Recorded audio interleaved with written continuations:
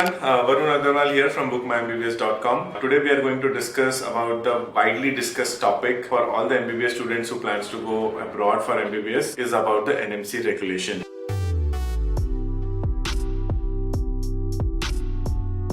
I just wanted to make it very clear कि what are the things you should keep in mind before you take the decision of going for your MBBS abroad. So there are a lot of ambiguities, confusions which is created with lot of gadgets coming around from NMC. Lot of different consultants will tell you different things. But I'm just going to tell you 6 basic rules what the NMC focuses on. All the rules of NMC are around this 6 basic rules. And if you follow these 6 rules, your degree from whichever country you do will be valid in India. वहाँ हमसे education पर लगने वाला खर्च कम है, इसलिए हमारे student विदेश में भी पढ़ने के लिए जाते हैं. When the whole world has changed, we haven't changed. So today what we have done, we have made medical education as an elitist affair. Kazakhstan और कुछ देशों में 4.5 साल मेडिकल के MBBS में लगते हैं, हमारे यहाँ 5 साल लगते हैं. विदेश में हमारे स्टूडेंट जाके डॉक्टर ना बने ऐसा हम नहीं चाहते, वो जाए डॉक्टर बने, हमें कोई दिक्कत नहीं, लेकिन NMC ने एक क्लियर गाइडलाइन डिक्लेयर की है. So before we go ahead, let me tell you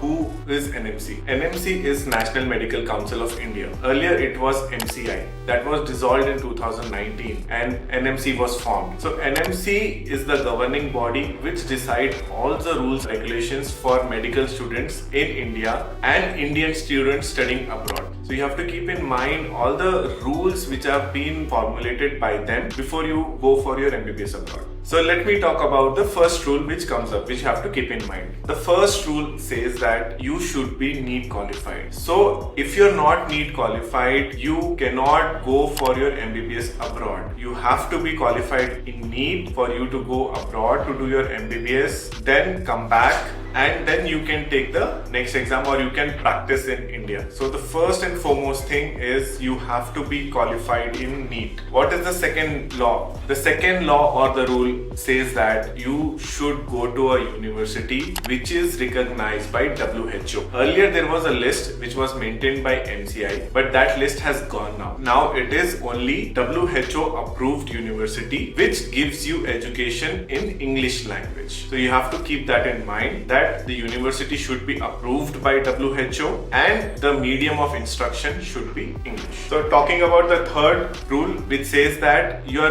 education should be of minimum 54 months plus 12 months of internship in the same university hospital or university affiliated hospital. You cannot finish your MBBS from one college and do an internship in a different country or from a hospital which is associated with a different college. So you need to keep that in mind. 54 months of education plus 12 months of internship. The fourth law says that you should be registered as a practitioner there. Registration does not imply that it should be a license. Okay.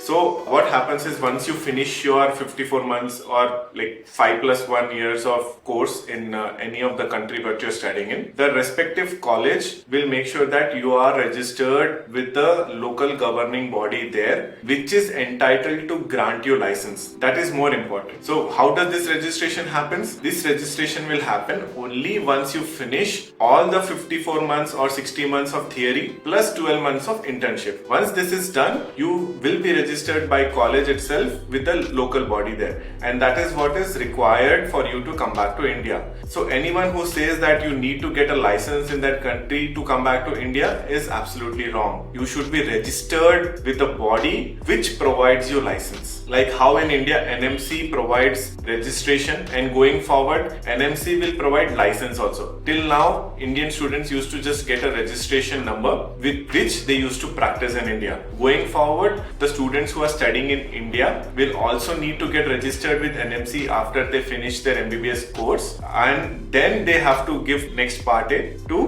get a license to practice in India. With registration, no one will be able to practice in India going forward. So the fifth rule or fifth law says that once you finish your MBBS there, like 5+1 or like 54 months plus 12 months, and you come back to India, you need to do 12 months of internship in Indian hospital as well, just to get familiarized with Indian conditions. This 12 months of internship, you can do it before or after Part A. It is your call. Once you come back, you can immediately start internship for 12 months and then give next Part A, or you can take the next Part A exam and then do your 12 months of internship in India, which is absolutely fine. But it should be completed before you do your next Part B. That is the minimum requirement. So this extra 1 year of internship will be advantageous for you because you will get to work in Indian conditions. Secondly, for all the Indian students, NMC is planning to bring in a rule that they have to do 1 year of internship in rural areas. So that might not be applicable for you. So you will be on the same page with the Indian students who will have to do 1 year extra internship in rural areas. Thirdly, if you are planning for long-term NEET, then your 1 year of MBBS will be pushed because of this 1 year of extra internship in India. So rather than doing long-term NEET, it will be advisable for you to do your MBBS abroad and then come back and do 1 year of internship in India, which will be a better bet than long-term NEET. So moving ahead to the last law or the last rule,